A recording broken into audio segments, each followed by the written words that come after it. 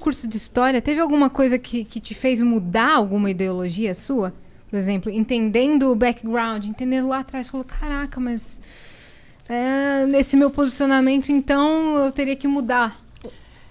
Não, eu acho que não mudar, mas ajudou a embasar muitos posicionamentos que eu já tinha. Por exemplo, eu sempre fui contra as cotas raciais, né? Que foi o exemplo que eu usei. Isso.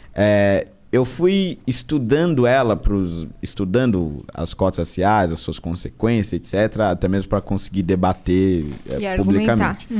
Só que quando eu comecei a estudar história, eu percebi que, principalmente no pós-escravidão, ali quando os negros eles foram libertos, mas abandonados pelo Estado, eu percebi que muitos daquelas pessoas, e quanto mais eu comecei a especificar a minha pesquisa, eu percebi isso mais profundamente, muitos negros eles deixaram de ser contratados porque não haviam sido preparados para a liberdade, né? Para o mundo capitalista, onde você pode ser contratado e ser demitido e você não é propriedade de ninguém. Muitos deles não sabiam lidar com isso. Então, logo após a libertação da escravidão, muitos recebiam ordem de um chefe, por exemplo, e achavam que aquilo era um atentado à liberdade que ele tinha conseguido. E aí abandonavam o emprego, brigavam com o chefe. Isso aliado a uma política de Estado que privilegiava a vinda de imigrantes europeus, foi fazendo que a maior parte das pessoas negras ficassem desempregadas e na periferia.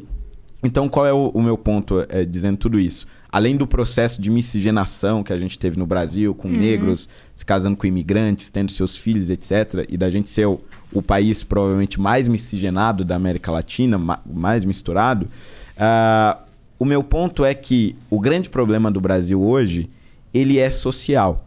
E se você conseguisse resolver o problema social, você diminuiria, não acabaria, mas diminuiria drasticamente a desigualdade. O racismo, né? O problema do racismo e da desigualdade racial. Então hoje eu defendo mais enfaticamente, acho que mais do que combater a cota racial, por conta da faculdade de História, eu defendo a cota social.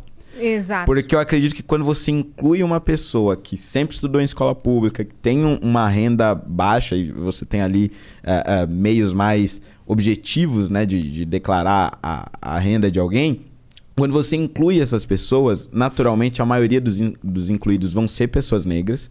Portanto, você vai estar colocando pessoas negras em local de destaque, vai estar dando capacidade delas concorrerem no mercado de trabalho, mas elas não estarão lá porque são negras. Não terão sido escolhidas pela cor da pele. E eu acho que isso faz uma diferença fundamental. Né? Então, hoje eu sou um grande defensor das cotas sociais, mais do pelo que um ponto grande... de partida. Exatamente. Né? Até porque pode acontecer numa seleção de cota racial pura e simples de um filho de um cara rico, né? Tipo assim, um filho do Pelé tem mais oportunidade que a minha filha. Entende?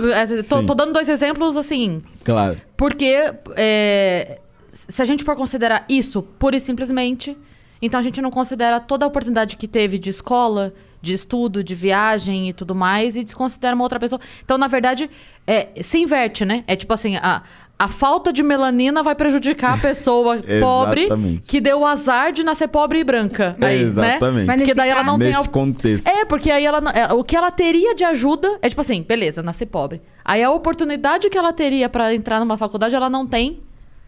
Porque na hora que o pai e a mãe lá, na hora de fazer, passaram menos melanina do que devia.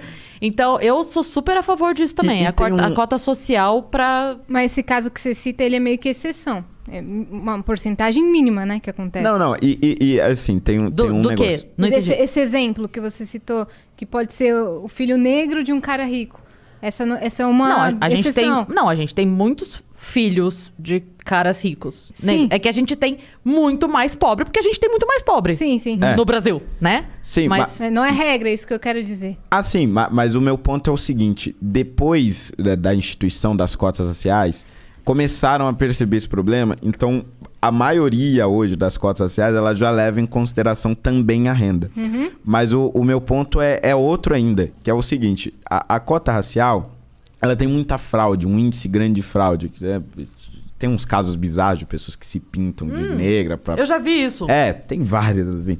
Mas tem muitos outros que nem vêm à tona e que estão aí até hoje, né? Conseguiram a vaga por meio de cotas, mas por meio de fraude. Não eram pessoas negras que conseguiram. E aí, para tentar combater essa fraude, instituíram, ao meu ver, verdadeiros tribunais raciais, que é o que acontece hoje em São Paulo, por exemplo. Você é aprovado num concurso público por meio de cota racial. Aí você diz, eu sou negro.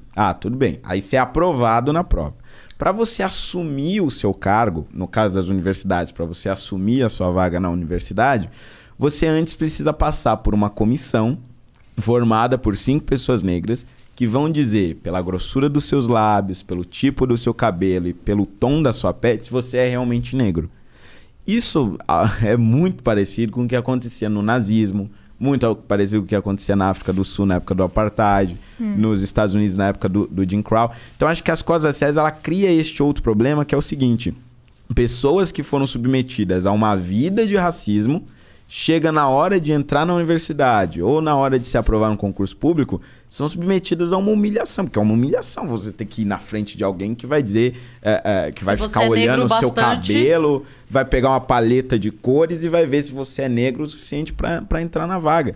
Quer dizer, eu acho que são consequências terríveis que, ao meu ver, acabam piorando o problema do racismo.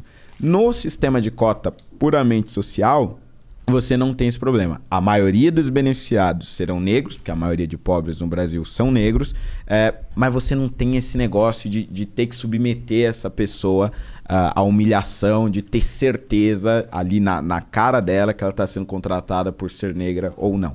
Né? Isso eu acho bem absurdo. Eu não manjo muito, mas como funciona o lance de se autodeclarar negro? Quando você não tem a aparência que você falou que julga. Então, era assim no início, né? No início do processo bastava a autodeclaração. Você dizia, nos termos da lei eu me autodeclaro negro, ou pardo, ou índio, etc. Só que o que aconteceu? Como o índice de fraude começou a ser muito grande, incluíram uma espécie de verificação da autodeclaração, que seria essa espécie aí desse tribunal. Eu não sei o nome oficial disso, eu não sei se é uma comissão de verificação racial, eu não sei o nome, mas é um verdadeiro tribunal racial. Então, porque o índice de fraude ficou muito grande, e aí para realmente você conseguir evitar isso, criaram essas comissões. Mas tem uns casos bizarros, por exemplo, o Instituto Federal do Pará, entre 2016 ou 2017, um desses 2 anos, ele lançou um edital em que ele foi além. Ele, inclusive, chegava a determinar o tamanho do crânio e o tamanho do fêmur adequado para você considerar uma pessoa negra. Claro que isso era muito absurdo e foi revogado. Caralho! Mas tinha lá uma tabelinha, e aí o sujeito que entrava no sistema de cotas, para evitar que fosse fraudado, você tinha que medir a cabeça dele, você tinha que medir o fêmur. Claro, ninguém chegou a passar por isso porque foi revogado antes. Mas é um dos efeitos... A ideia era essa. Se não fosse revogado... Exatamente. Um dos efeitos, ao meu ver, nefastos das cotas raciais é esse, né?